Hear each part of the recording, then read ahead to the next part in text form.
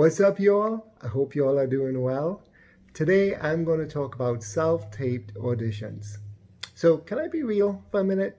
Self-taped auditions are awkward. Most of the times, they're very uncomfortable, right?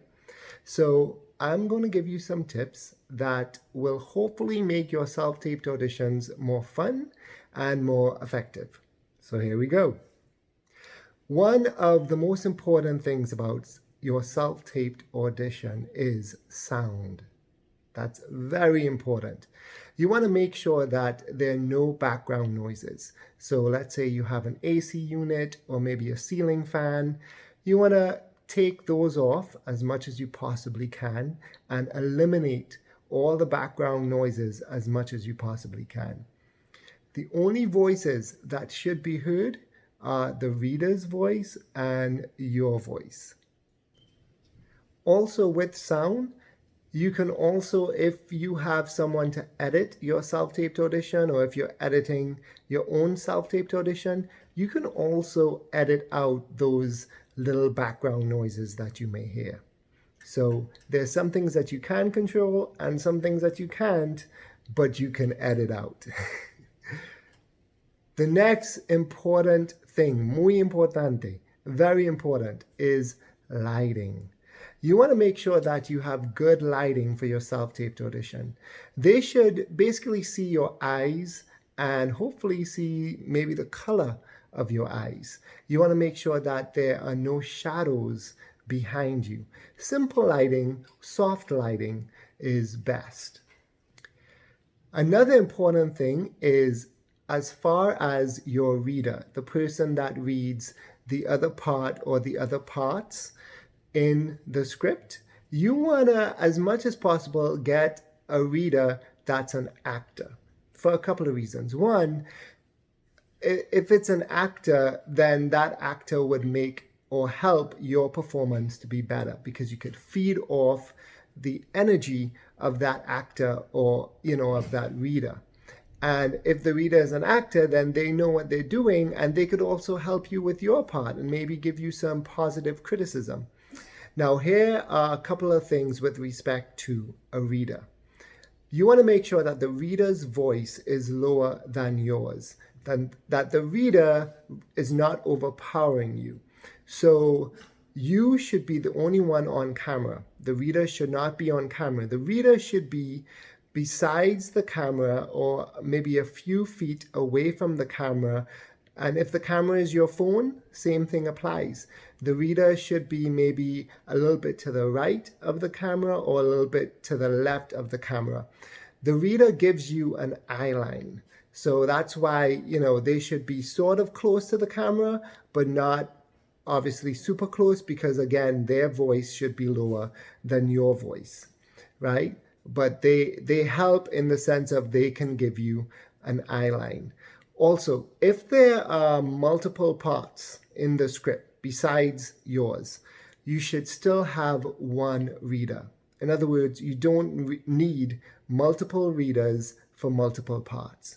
That one reader should be able to read all the other parts in that scene that you're doing besides yours, right? And here's an example. Let's say you have your part and then the other parts are like there, maybe another male, another female. Let's say there are about two other parts in that scene and the reader is male, okay? So the reader should be able to read for that male part and that other female part. The reader should not have to change their voice to match the rules. So for example, let's say the reader is a male and he's reading for a female part. He should not have to go into like a female voice or pretend to be a female or pretend to do different accents in order to perform that role. The reader's purpose is basically to be a background asset to you, basically to accent your performance and to really help your performance come alive and be more realistic.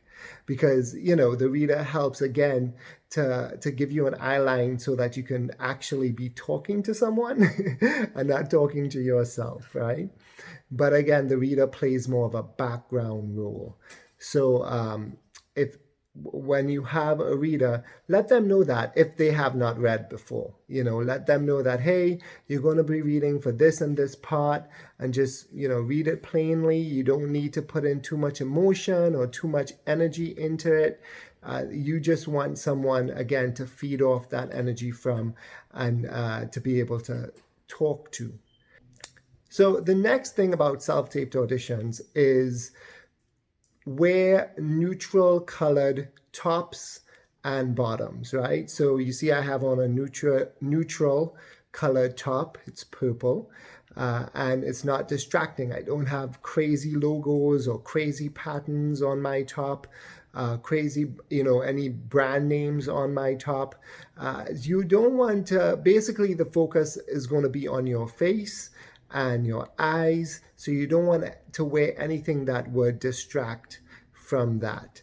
So, as far as wardrobe for a self-taped audition, you want to go with simple, plain, depending on what kind of wardrobe they're requiring or what role you are auditioning. If you're auditioning for a detective, then you might want to dress up in a plain button-down shirt. If you're auditioning for like the guy next door or a love interest or like a father figure, in that way you want to wear maybe something casual, again, simple, plain, not too much going on, nothing to distract from your facial features, from your facial expressions.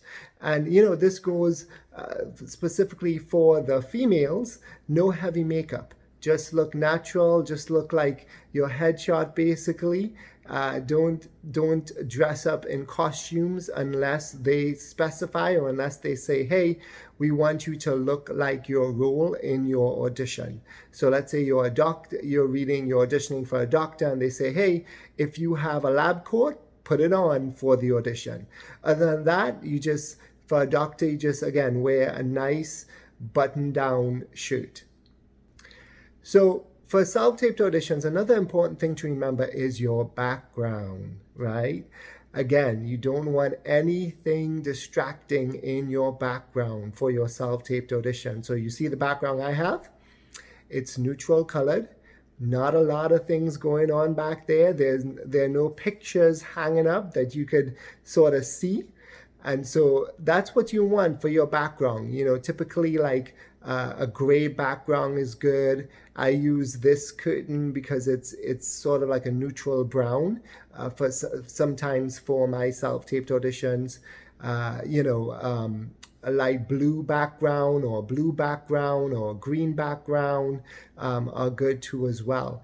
And make sure that what you wear doesn't entirely match your background, because then you're going to be washed out by your background. So my background is, right now, it's a sort of a neutral color brown, and I'm wearing purple. So I'm not matching with my background.